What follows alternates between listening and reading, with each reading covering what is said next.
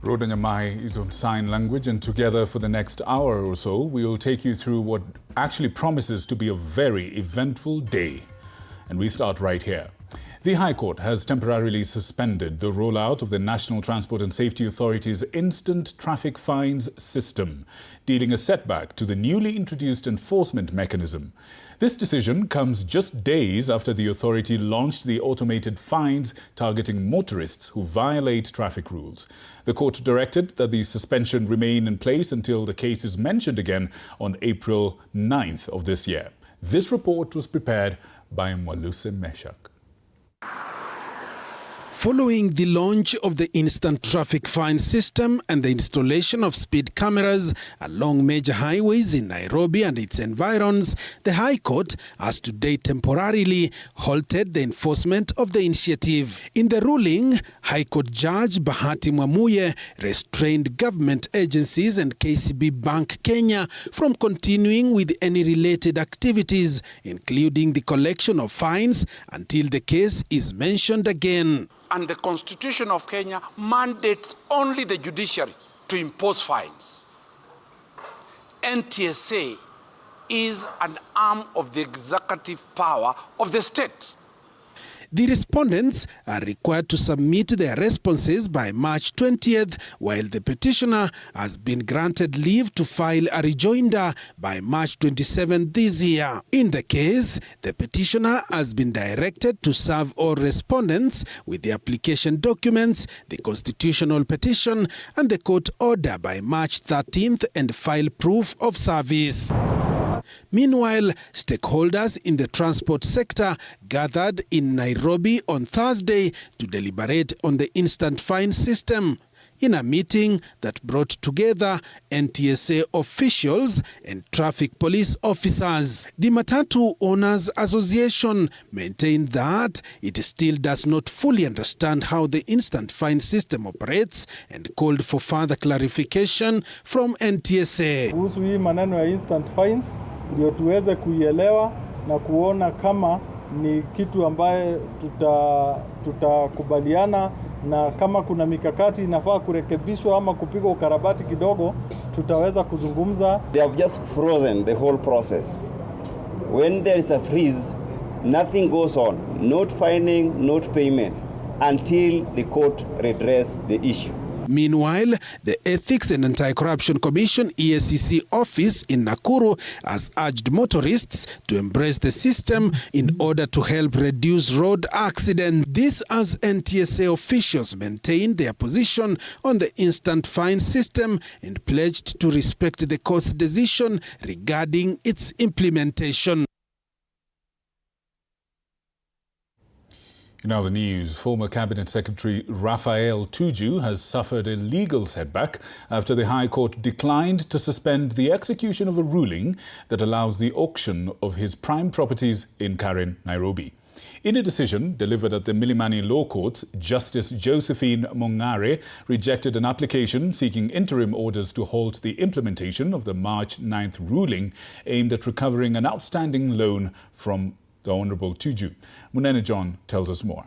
The High Court has granted former Cabinet Secretary Raphael Tuju leave to appeal a ruling that struck out his case over the ownership of several properties in Karen, Nairobi. However, Justice Josephine Mongare declined to suspend the implementation of the March 9 decision, which effectively removed the case from the court's active docket. In an application filed on March 11, Tuju sought temporary protection from the court, arguing that without such orders, the disputed properties could be sold before his intended appeal is heard, thereby rendering the appeal futile. So the only reason why they would want to do whatever they can is so that they can preempt any rulings which may come out of the criminal proceedings and any rulings which may come from the Court of Appeal, where we are also at the moment. The dispute pits Tuju and his company Dari Limited against auctioneering firm Garam Investment Auctioneers and property valuers Knight Frank Limited, among other respondents.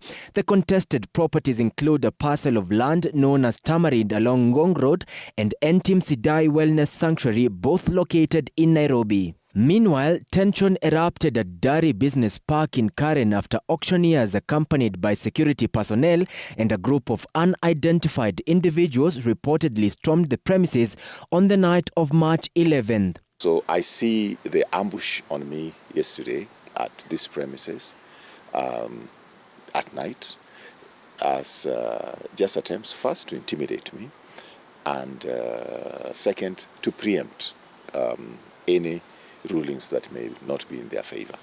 In videos circulating online, Tuju is seen confronting the group and ordering them to leave the property, claiming there was an attempt to forcibly evict him. Why threaten me that you want to kill me? Why threaten me come here with 100 goons to take over the place without a court order? Moments before the incident, a group of youths riding motorbikes had gathered at the main gate of the premises, blocking access in and out of the property and heightening tensions in the area. The case is now set to be mentioned again on March 17th when the court will issue further directions regarding Tuju's application and his intended appeal. Munene John, TV47, Nairobi. The family of prominent Eastleigh businessman and owner of the Atis Suites and Hotel, Abdi Aidid, has moved to court claiming he was abducted by masked men believed to be security officers. Through their lawyer, the family says that Aidid was forcefully taken near Rikana roundabout along Jogo Road. They now want authorities compelled to reveal his whereabouts. Suzanne Locho tells us more. What should have been a routine trip to evening prayers quickly turned into a night of predicament for Abdi Aidid. Mzee aliabductiwa last Saturday kama amefudhuru kwa nyumbani kwake hapa section 3. Fanya alikuja kuenda maombi ya jioni isha. Alishikwa hapo kwa section ya Shoromoyo. Witnesses says his vehicle was rammed from behind, blocked by other cars in front, and 8 armed men in green uniform resembling security personnel surrounded him and forced him out. Moja ilikuwa white Prado USV, both Prados SUVs with around 8 men fully clad in green military jungle outfits with masks and rifles. Got down from those 2 vehicles. One of the vehicles cut him off, the other one hit him from the back. According to the family's lawyer, Mwaura Wakabata, every moment without knowing his whereabouts endangers his life. His basic constitutional rights to life, liberty and dignity are being violated. Na tuseme serikali ndio inafaa kutuambia mahali papa yetu yuko. The family now demands answers. Who took him, and is he in official custody or in the hands of abductors? However, they insist that transparency and justice must be ensured. Susan Locho for TV47, Nairobi. The Public Service Commission has revised the mandatory retirement age for lecturers and research scientists in public universities and research institutions, allowing them to serve until the age of 70. The move has sparked debate among students and education stakeholders, with some arguing that it could slow opportunities for younger professionals entering academia. This story was produced by Alvin Kithinji. Professors and associate professors on permanent and pensionable terms will now retire at 70 years, while those with disabilities in the same category will retire at 75 years.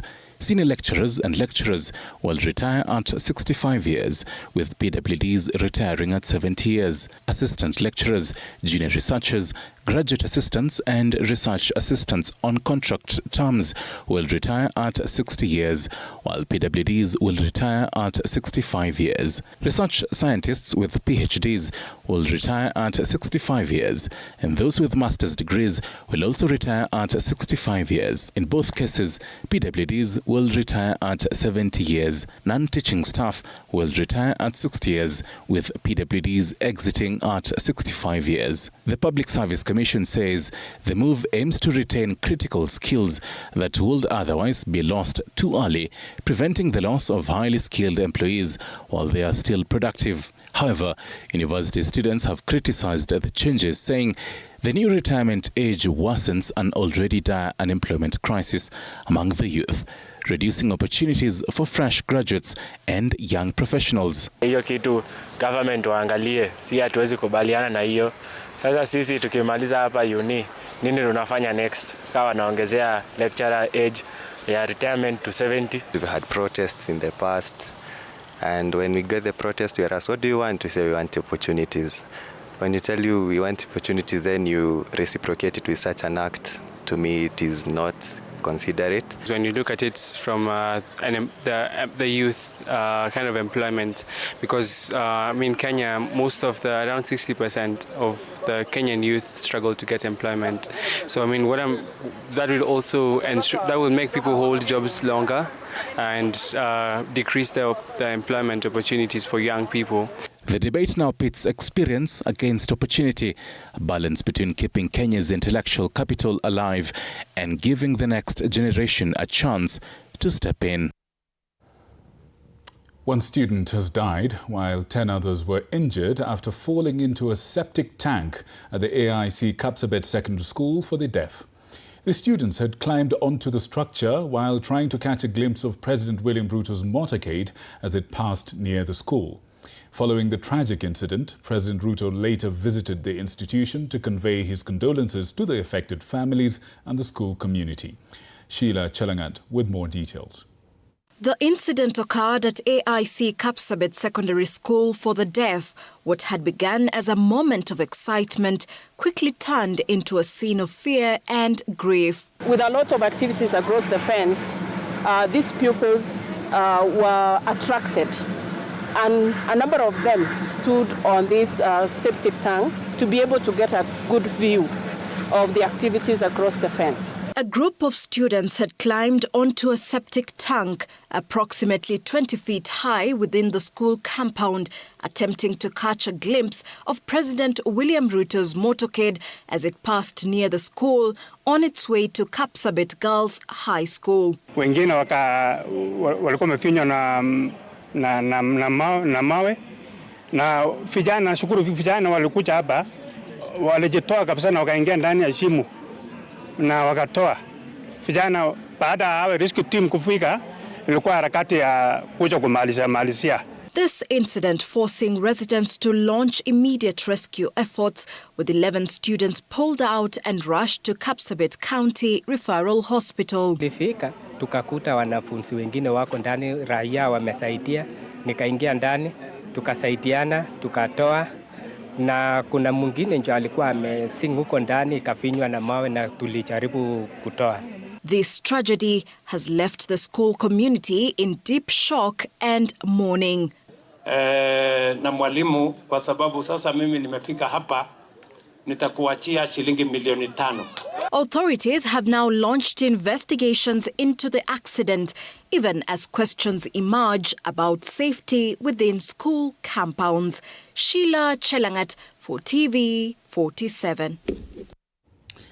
Folks, the release of 2 separate reports on the status of the 10-point agenda implementation by the broad-based government and the Edwin Sifuna-led Linda Mwananchi faction has exposed a high-stakes political battle likely to shape the 2027 general election. At the center of the dispute is President William Ruto's push to consolidate political cooperation with the ODM party, in a move seen as seeking legitimacy in opposition strongholds. However, the Sifuna faction insists that the MOU signed on March 7th of last year has since expired and that the political partnership between ODM and UDA is no longer tenable. Apollo Kamau tells us more. Nairobi Senator Edwin Sifuna stirred the hornet's nest this week after he claimed the MOU signed between President William Ruto and the late ODM party leader Raila Odinga has expired and that the UDA-ODM marriage is no longer tenable, sparking a war of words between Sifuna, President Ruto and ODM party leader Oburu Oginga. There is no longer any document binding us with UDA. It expired on the 7th of March. We have said that that extension is illegal. There are some people who want to appoint themselves supervisors, as if we made the commitment to them. We did not make the commitment to them. We made the commitment to the people of Kenya. I was made supervisor by my boss, Raila Amolo Odinga. If you want him to fire me as a supervisor, you talk to him. He's in Bondo. At the heart of the MOU deadline battle, which gave birth to the 10-point agenda, is a relentless push by President Ruto to secure a coalition deal with ODM and gain political leverage and legitimacy in ODM party strongholds ahead of next year's polls. It's something which cannot end. It is something which will continue from today. It will continue into 2027, and it will go on because it is life. As many as of those who agree with the decisions of the organs of the party say aye. The coalition deal, which was endorsed by the joint UDA-ODM parliamentary group meeting on Tuesday, is however facing landmines due to ODM demands for the deputy president's seat and the zoning of party regions to keep off UDA. Any party in this country that wants to associate with us, our parliamentary numbers are not negotiable. We can negotiate on anything, but not on our parliamentary strength. With his fate as ODM Secretary General set to be determined on the 26th of March, a day before ODM's much-anticipated National Delegates Convention, Sifuna and his Linda Mwananchi faction maintain they are in ODM to stay. Some of you are here, you telling me, oh, Sifuna, leave ODM, you go and form another party. We are not leaving ODM. This party belongs to all of us. A Sifuna-led exit is however likely to upset Ruto's 2027 game plan, more so in ODM perceived strongholds in Western, Nairobi, Nyanza and Coast. In case Sifuna's Linda Mwananchi joins the united opposition, President Ruto will be facing a formidable force, which analysts liken to the 2002 general election that removed former President Daniel Moi from power. Analysts also argue that a stable UDA-ODM coalition will give President Ruto the much-needed stability to complete his projects, a key plank for his re-election campaign. Apul Kamau, TV47. Now, residents and traders in the Grogan area are still grappling with the aftermath of the deadly floods that swept through the area on Friday, leaving destruction and loss of life in their wake. But even as businesses reopen and activity slowly returns to normal, questions remain over what exactly caused the flooding. Our reporter Mudhoni Brenda visited the area to understand why Nairobi's Grogan market remains highly vulnerable whenever heavy rains strike. When heavy rains pounded Nairobi on Friday night, by around 9 p.m., the Grogan area had turned into a raging river.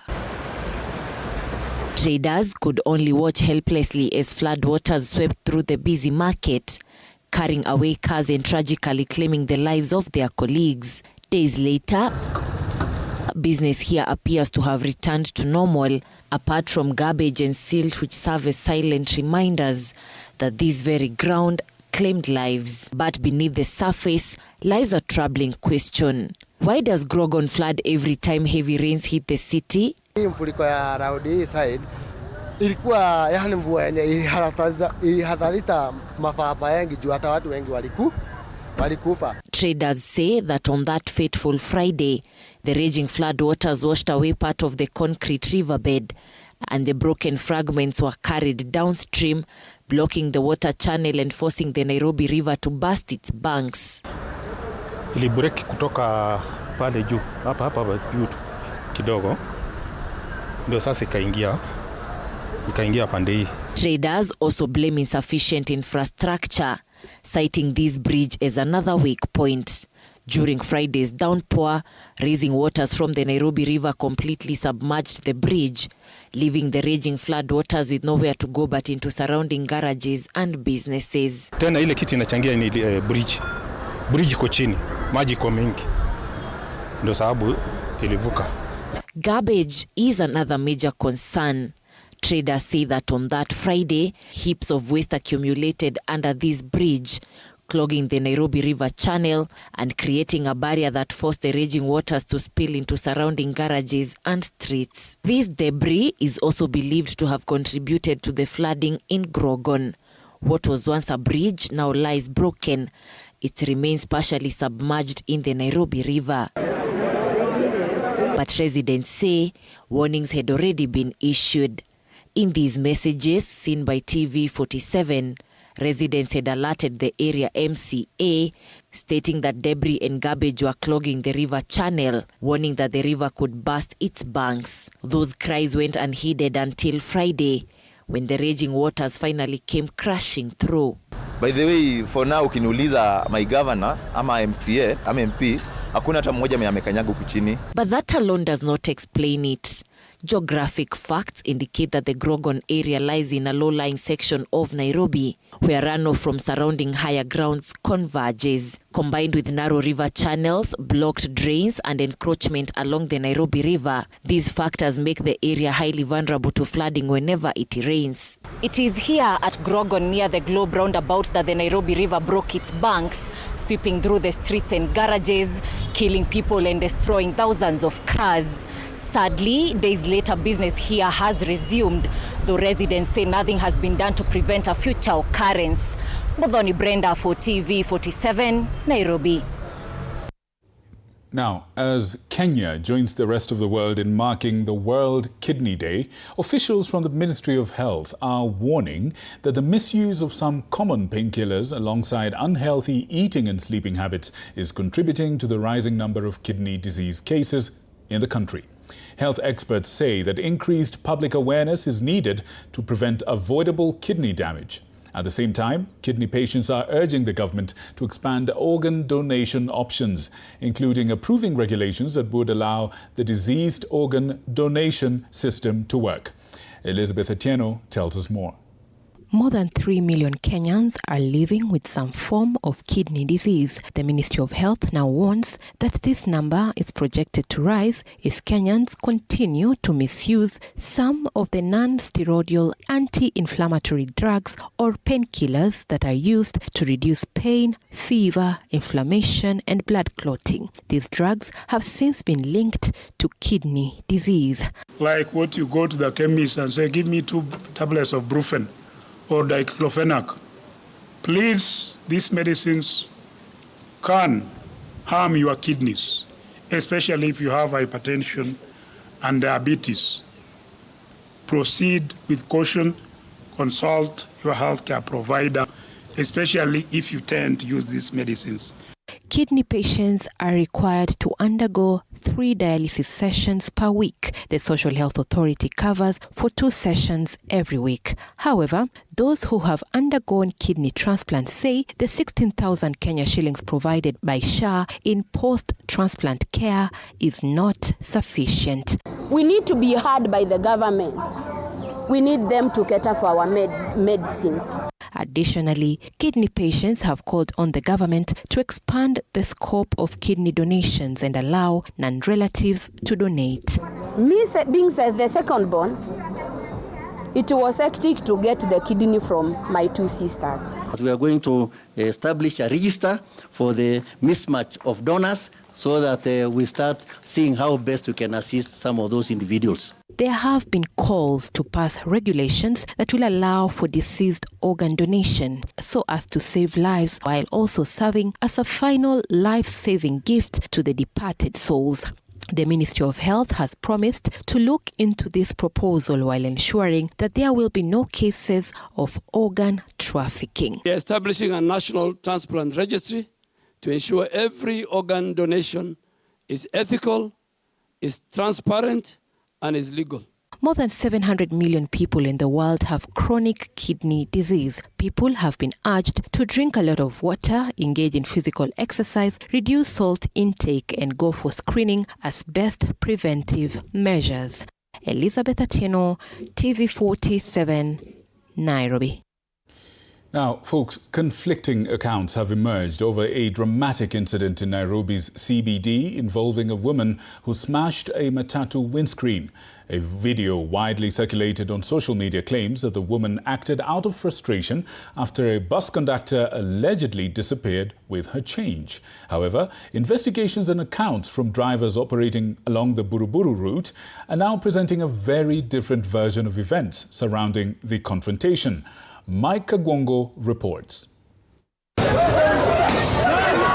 A viral video showing a woman smashing a matatu windscreen in Nairobi's CBD has sparked heated debate online, with many social media users blaming a conductor for allegedly disappearing with her change.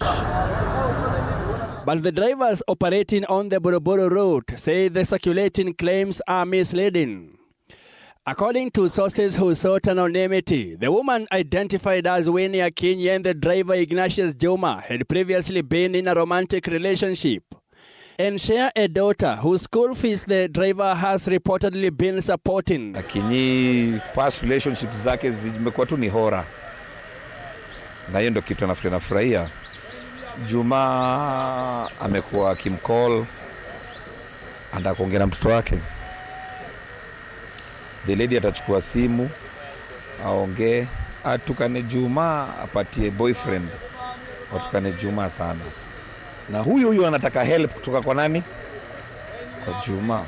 Driver says the confrontation began on Wednesday afternoon when Akinyi approached Juma demanding 14,000 shillings for the child's school fees. The driver reportedly was only able to raise 10,000 shillings. Akangangana Juma akapata 10k. Ude anataka 14k. So kwa history yote gari inajaa. Gari imejaa. Si Juma anaenda. Si ana 10k. Amepewa. So akaona hii 10k hapana, bado nataka hii 4. Na unakumbuka Juma hati yake haiko clean kwa sababu akikumbuka zile matusi anamtusi. Wewe ni binadamu, wewe ni mwanaume. Sana kufanya kitu nikikutukana, nikikuonesha madharau. Witnesses says the disagreement escalated moments before the matatu departed the Ludholi Avenue stage for Buruburu, when Akinyi allegedly struck the vehicle's windscreen with a stone, shattering it. In the aftermath, the driver and his associates confronted her, with footage appearing to show Juma picking up her handbag containing the 10,000 shillings he had provided. Sela alipiga mawe kwenda kuhepa. Juma amempatia 10k. That's why ukiona kwa ile video Juma anamnyang'anya nini? Handbag. Anachukua ile 10k juu sasa Juma kioni 25,000. Na ametoka kuomba hapa mapesa amepata 10k. Both parties later reported the matter to police, Juma at Central Police Station and Akinyi at Kamukunji Police Station. It is not as described that the lady had paid a matatu and was leaving town, was coming into town from Buruburu, where she had paid 1,000 shillings and the conductor disappeared with her change. That is not the truth. Central Police Station OCPD Philemon Nyakombo says the two confirmed they had been in a relationship, and investigations into the incident are ongoing. The true story, the report that we have from both the lady and the man, is that they have a relationship. Husband, wife, it is a fractious relationship. They have a child whom they were to take care of. Now when the lady came asking for upkeep for the child, they had a disagreement. The vehicle is being held at Kamukunji Police Station. The Wednesday's Ludholi Avenue incident is not an isolated case across Nairobi streets that pertains love triangle incidents, with Kenyans advised to sort their issues with sobriety. Mike Kagwango, TV47, Nairobi. And a family in Uasin Gishu County is mourning the loss of their 32-year-old son following a tragic incident linked to gambling losses. The man is reported to have taken his own life after losing 92,000 shillings in a betting spree, money that had been reportedly been set aside to purchase farm inputs ahead of the planting season. The incident has renewed calls for stricter regulation of gambling in the country. Kinto Wafula tells us more. The late Timothy Kimngetich is reported to have begun struggling with gambling in 2018. The situation reportedly worsened in 2025 when his addiction to a get-rich-quick scheme is said to have overwhelmed him. Hasa alikuwa anagawa mingi, ilikuwa inaenda kwa fieta. Alafu kidogo ndio ilikuwa inafika nyumbani. Sasa ikafika mahali hakuwa sasa analeta kitu nyumbani, lakini kazi alikuwa anaenda. Ya chusi tu ni kwamba alicheza hii mchezo wa fieta. tuseme kati ya wiki moja alikuwa anacheza anapoteza 20, 40 hivyo, na pia mpaka akauza paso yake. Timothy's death has not only plunged the family into deep sorrow, but has also left them with the burden of caring for his wife, who is currently hospitalized after suffering a miscarriage, reportedly in shock following the tragic events. Na bibi yake sasa amejifungua kabla hajafika siku, na mtoto sasa anaongezewa sasa nini? Anaongezea oxygen kwa hospitali. Naomba serikali ituingilie, watusaidie kwa bili ya MTRH. Family members and relatives are now urging the government and relevant stakeholders to tighten regulations governing gambling to prevent similar incidents, saying the vice has long caused more harm than good and left many victims in devastating circumstances. Aone tu vile hii vitu ishe bwana, sababu yanamaliza watoto wetu. Saa hii mtoto yenye alikuwa nategemea hakuna, sijui nitaanzia wapi. Sasa tutakuwa tunapoteza vijana wenye wako na faida kubwa sana kwa hii jamhuri yetu ya Kenya. Itakuwa ni hasara sana, na usawa ya kesho tutakosa juu. Sasa kama yeye ameacha watoto wa mchane. Quinto Wafula, TV47. Folks, I don't know about you, but the last 5 or so stories have been heavy. We want to take a short break, give you a chance to just catch a breather and maybe take a sip of water, and we'll be right back with more after these messages. Keep it right here.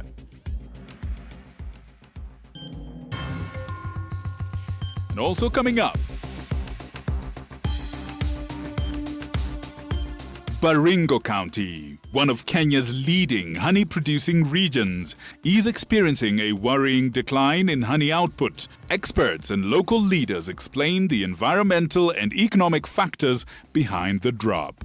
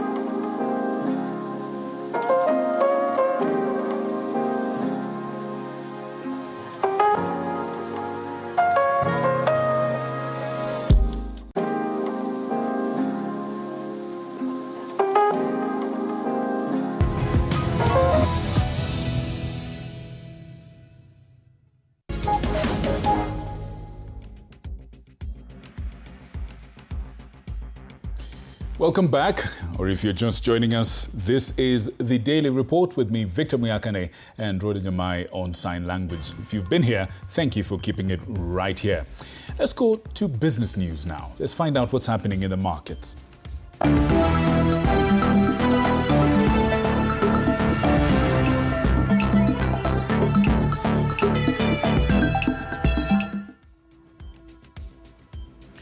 Now, women entrepreneurs are being encouraged to take a bigger role in Kenya's export trade as stakeholders push to unlock new global market opportunities.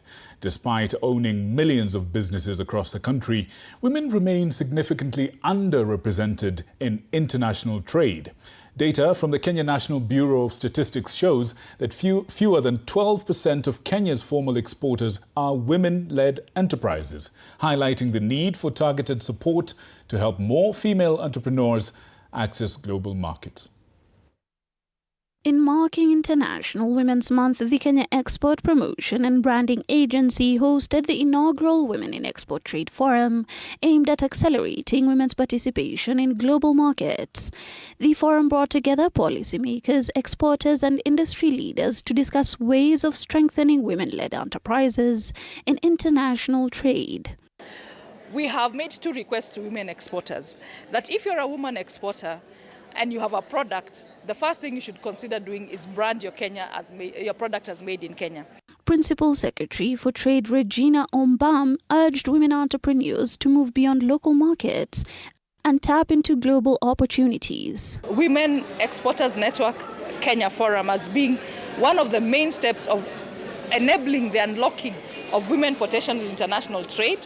If we are to quote AFCFTA potential, the figure they give is $316 billion Africa-wide. This, as Keproba reiterated, the agency is supporting women exporters through training, market intelligence, and trade fairs to help them scale and compete internationally. Hibak Said for TV47. Now, remember Chase Bank? Well, it's now known as SBM Bank and has been known like that for a while.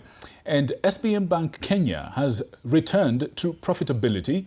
This is after posting a strong financial turnaround for the year ending December 2025.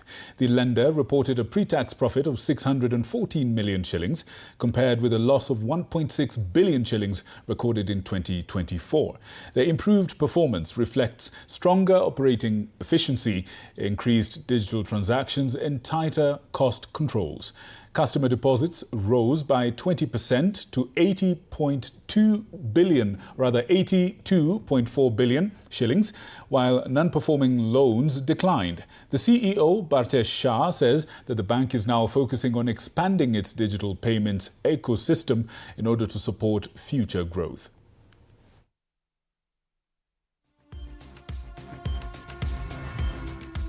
At an operating level, we moved from a loss of 1.8 billion shillings in 2024 to an operating profit of 780 million shillings in 2025.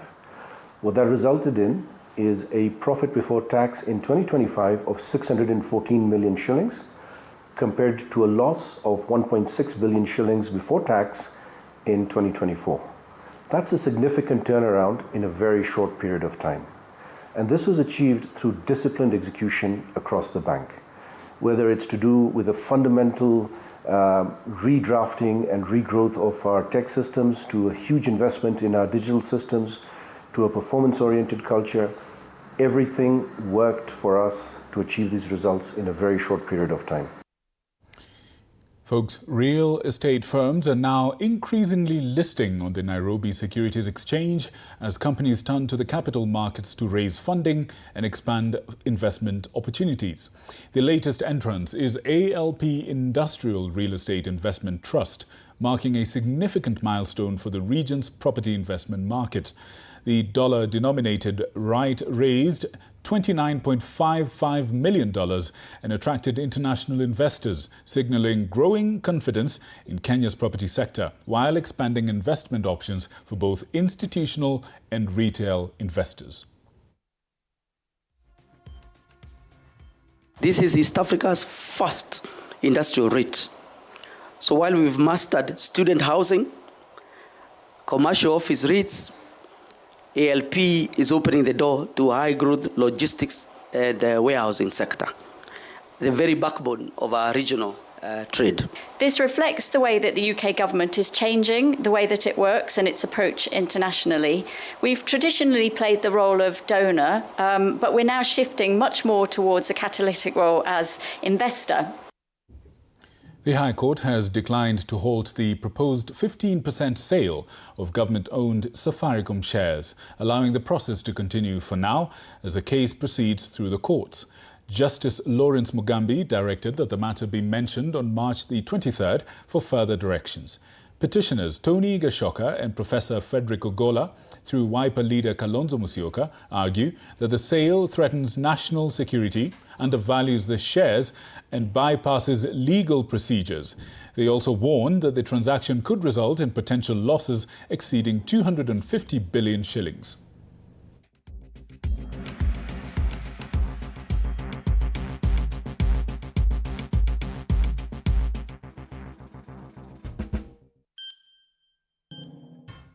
The government has unveiled a new initiative aimed at boosting the production of oil crops such as sunflower and soybean in a bid to reduce Kenya's heavy reliance on imported edible oils.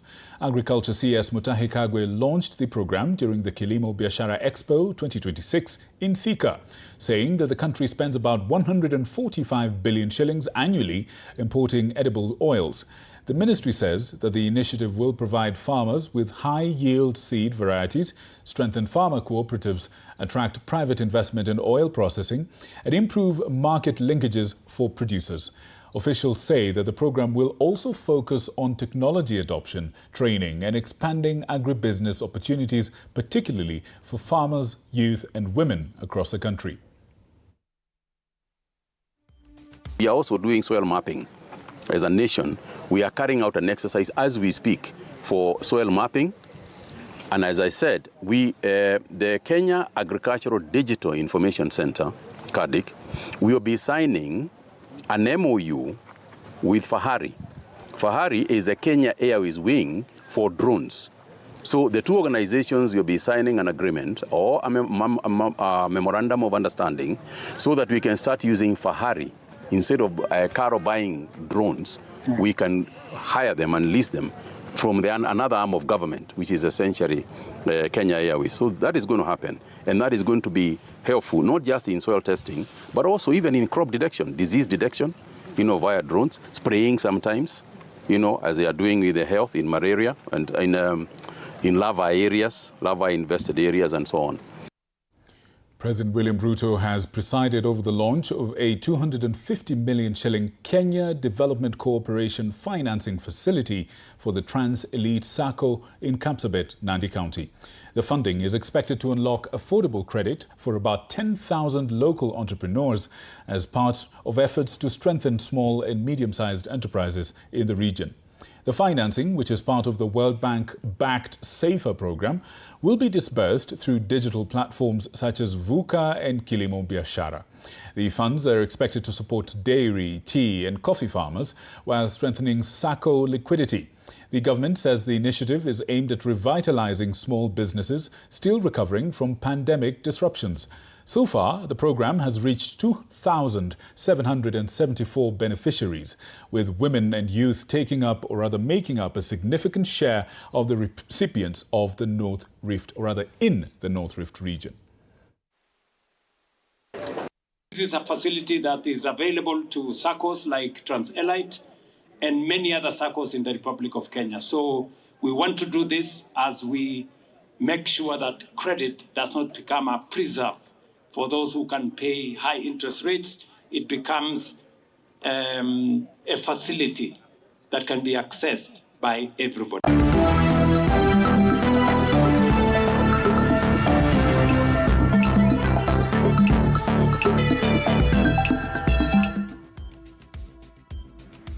We're now done with business. Let's have a look at what's happening in the world of sports.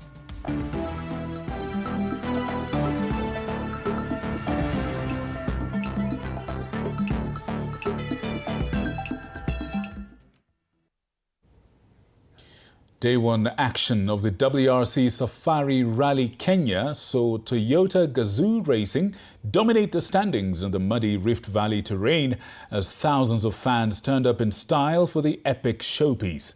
Our sports reporter Nzuki Allen is currently on the ground and tells us more. Thursday morning, the moment rally fans had been waiting for finally arrived.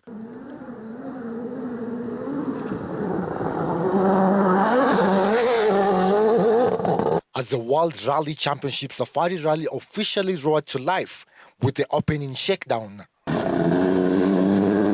Thousands of fans stand up at the Nawisa stage, eager to witness some of the world's best drivers put their machine to the test on Kenyan soil.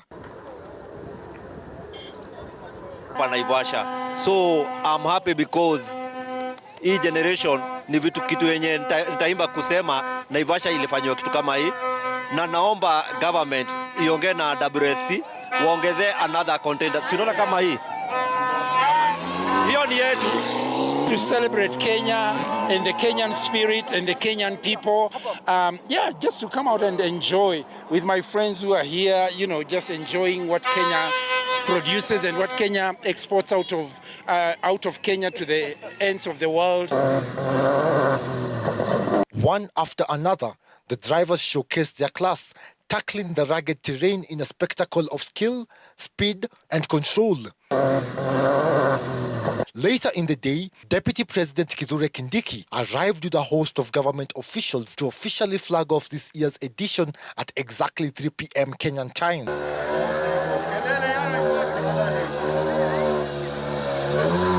Expect 10,000 visitors, but overall we should be surpassing the numbers for last year. Last year we had 400,000 and we now expect around 600,000. Wish all the drivers, all the participants the very best, and we want to wish all our visitors a very, very good stay in magical Kenya. When the times were finally in, Toyota Gazoo Racing dominated the day, with Oliver Solberg setting the pace ahead of defending champion Elfyn Evans, while seven-time world champion Sebastian Ogier settled for third.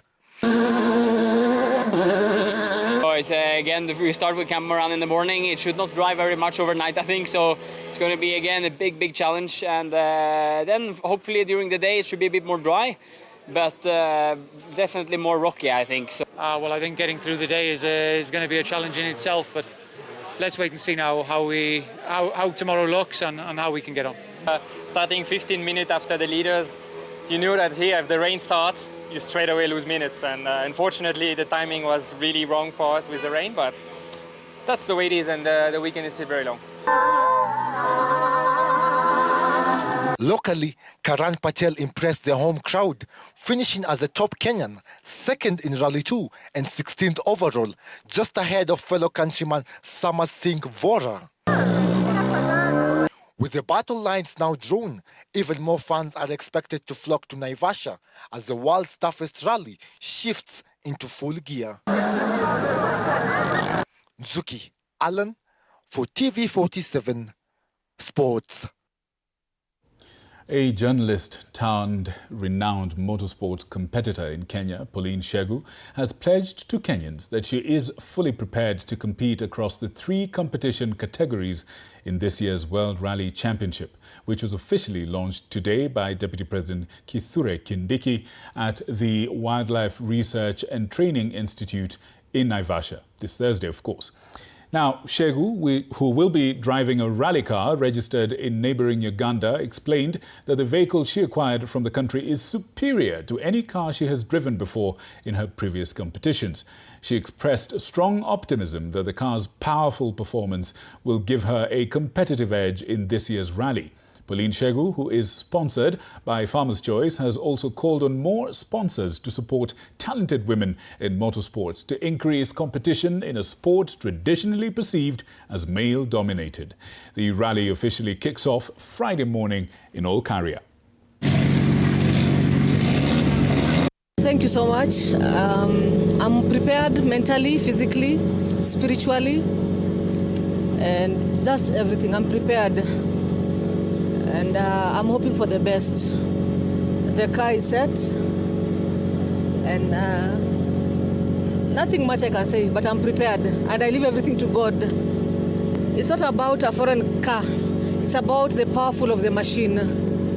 I've used the Kenyan cars before, but you see, you keep on upgrading, and that is what I have done. Because this time I'm doing three categories. I'm doing WRC, ARC, and KNRC. That's why I've gone for this car, because it has passed the scrutineering.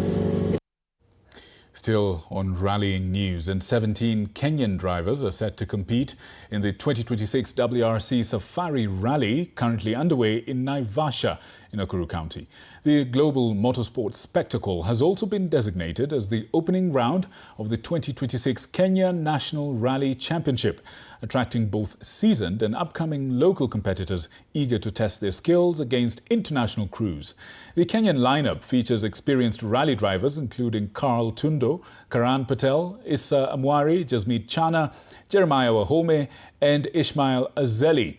The local representation includes female crews such as Tinashe Gatimu, Lisa Christopherson and Pauline Shegu, highlighting growing female participation in the sport. Trying my best to be in a different class every other time. This time round, this is like the highest class I've been in. So WRC2, which is ARC as well. Please don't drink and drive, but join us in Naivasha. If you must drink, please have a designated driver. This year's rally car is much better. It's a Subaru GVB. It's more powerful, 3 times powerful than the ones I've used before. I don't mind if it's raining or when it's dry, as long as you push it through. But the rain is nice because it equalizes all of us, and it just determines how cool you are or how able you are to control your car. The Football Kenya Federation has intensified efforts to strengthen grassroots football development after concluding the 3rd cohort of the Talent Identification and Scouting Training Workshop in Kisumu County.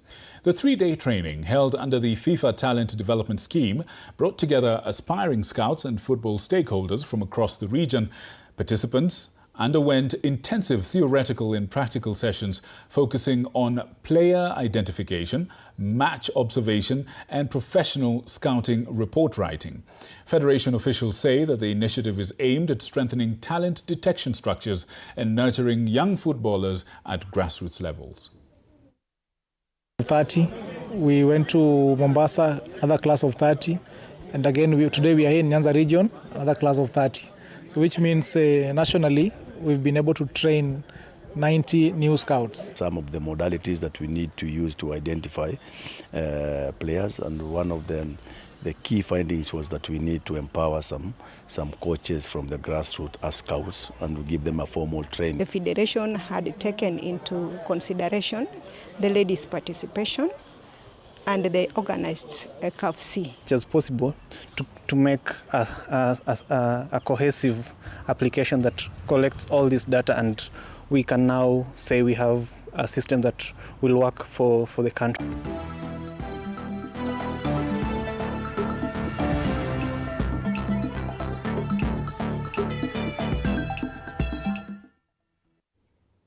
We've had some sports updates. Time now for climate news.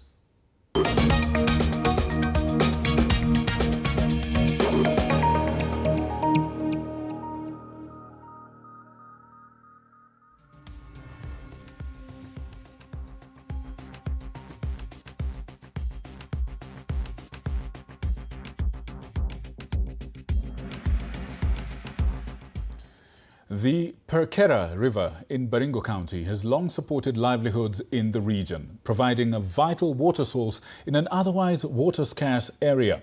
However, following the ongoing rains, the river has turned into a serious risk for residents who depend on it to access basic services for school-going children. The swollen river has become a daily obstacle as they attempt to cross in order to reach the classrooms. Our reporter Willie Dennis Njiru now paints a picture of the challenges that the locals have to face in navigating the dangerous crossing. Perkera River is swollen and roaring downstream. This river, which for decades has served locals with irrigation schemes, now poses a danger to school-going children. Inapata hii maji vile imeongezeka hivi, hakuna mtu mwenye anaweza vukisha mtoto, na ni lazima mzazi ukue hapa on time. Kama ni asubuhi time ya kupeleka mtoto shule, ni lazima ukue hapa. Lazima ukuje na mtoto umvukishe, na huwezi jua hii maji inakuja saa ngapi. Parents are forced to ferry children on their backs across the river each morning and evening, regardless of rising or falling water levels, depending on the rain. Nahofia usalama wao, lakini sasa nifanye aje na kila hali sina pesa ya kulipia kila siku kwenda na kurudi. So mimi mwenyewe nakuja kufugisha, ndio unaona na mimi mwenyewe nakuja kufugisha ili niweze kumpeleka mpaka nyumbani. Promises to construct a bridge have fallen on deaf ears, leaving locals to endure a 7-kilometer detour, including teachers and other school goers who must cross the river. Daraja ndio hatuna ya kuvuka kuelekea shule upande huu mwingine. Ile njia bandala ambayo unaweza pita ndio ufike shule yenye kwa upande huu mwingine, itakubidi uzunguke barabara ya kwenda Loboi ndio upate junction ya kuja shule hii, na hiyo ni kilomita karibu 7 kuja hivi. Lakini wanafunzi wengi ambao wanatoka ng'ambo hii, shule iko tu hapa kando ya mto, ni mahali anachukua kama dakika 10-15 kutoka nyumbani kufika shuleni. Akizunguka hiyo njia mrefu atachukua masaa 2 hadi 3 ili aweze kufika shuleni. With travel severely hindered for locals, the danger is imminent. Authorities are challenged to take a decisive action before a catastrophe strikes. Ikinyesha huko juu, maji inakuja na force. Wakati watu wanajaribu kufuga, ina drone inabeba watu. So mimi kama mkazi wa hapa, ningeomba county government ya Baringo na serikali large watuwekee daraja. For TV47, I'm Dennis Njiru. Efforts to protect Kenya's biodiversity and restore degraded ecosystems are gaining renewed momentum as conservation groups, communities and investors explore new strategies that combine environmental protection and sustainable livelihoods. The stakeholders are increasingly highlighting the potential of nature-based solutions and innovative financing mechanisms to protect critical habitats such as forests and mangrove ecosystems. Our reporter Faith Wangari reports on just how these initiatives are shaping Kenya's growing nature-positive investment agenda. Biodiversity protection and climate restoration efforts are gaining momentum in Kenya as stakeholders focus on opportunities to restore degraded ecosystems and strengthen conservation financing. Stakeholders are examining Kenya's biodiversity and climate investment landscape, outlining financing opportunities aimed at delivering clear and measurable environmental outcomes. Conservation, which goes hand in hand with restoration. We're not badly off. We have 4 more years to hit the targets, that is the 30 by 30 under the KMGBF. KMGBF is the Kunmin-Montreal Global Biodiversity Framework, and as a country we have aligned our national strategy and action plan on biodiversity to align with the 23 targets. So we have our 27 targets, which we hope to meet by 2030. Among the key priorities is the protection and restoration of biodiversity through conservation of plants, wildlife and ecosystem. This includes highlighting community-led conservation innovations and stories of livelihood resilience from communities living near critical ecosystem, demonstrating how local stewardship plays a critical role in ecosystem protection and climate resilience. Our NBSAP, we've done all the groundworks, we've done the preliminary work, we've even developed a financing and monitoring plan for it.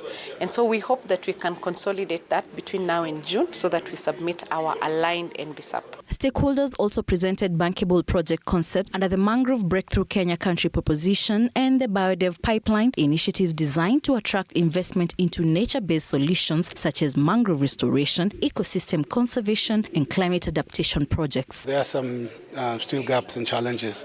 How do we, for example, ensure that communities are also brought on board and be part of those programs? I think that is something that we can, they still need to be improved. Stakeholders also held a strategic dialogue on blended finance, partnerships and the next steps for nature-positive investment. Sometimes you find that out there the communities do not have this access, and also even if they do have access, sometimes it's not in a language or a format that is easily understood. Faith Wangari for TV47.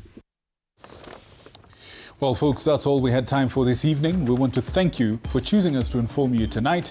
My name is Victor Muyakane. I bid you good night and God's blessings.